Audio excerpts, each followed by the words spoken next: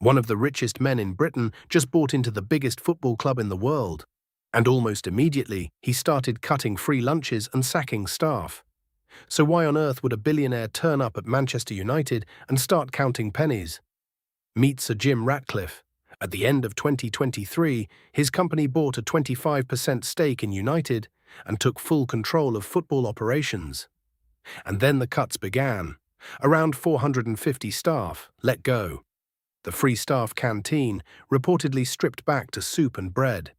Even club legends had their paid ambassador roles ended, including Sir Alex Ferguson himself. Fans were stunned. This is Manchester United, one of the most valuable clubs on the planet. And Ratcliffe even warned the club could have gone, in his words, bust by Christmas. A billionaire, crying poverty, at a club this huge. Something doesn't add up. But once you understand the real reason, it makes complete sense. And it comes down to two things: a set of rules and a mountain of debt. Let's start with the rules. You might remember them from our other videos: PSR, profitability and sustainability rules. The key number is simple. A club is allowed to lose no more than £105 million over 3 seasons. Go past it, and you risk a points deduction. Just ask Everton. Now here's United's problem. Over 3 years, the club racked up losses of around £300 million.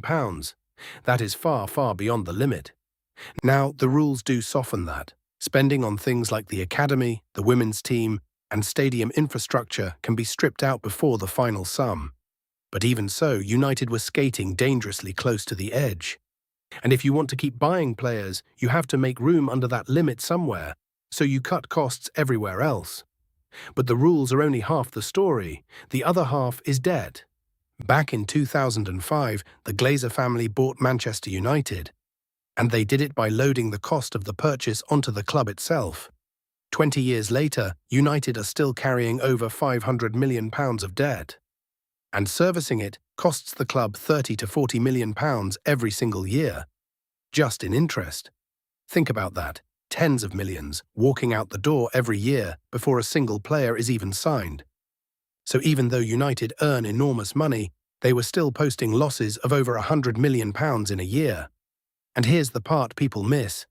Ratcliffe owns just a slice of the club. He can't simply pump in his own billions to cover it. Under the modern rules, an owner's cash doesn't make a loss disappear. So the only lever he can actually pull is to cut costs.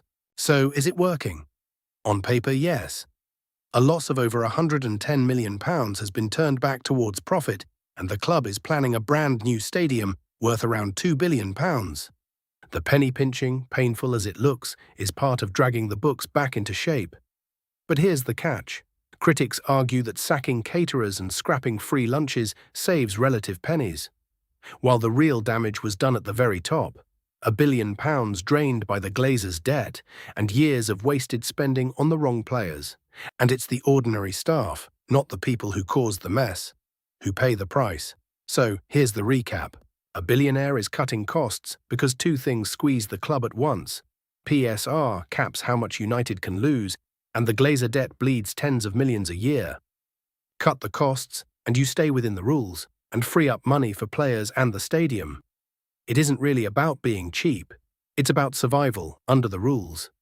And now you understand exactly why. If this made it make sense, hit subscribe. There's a new breakdown every week.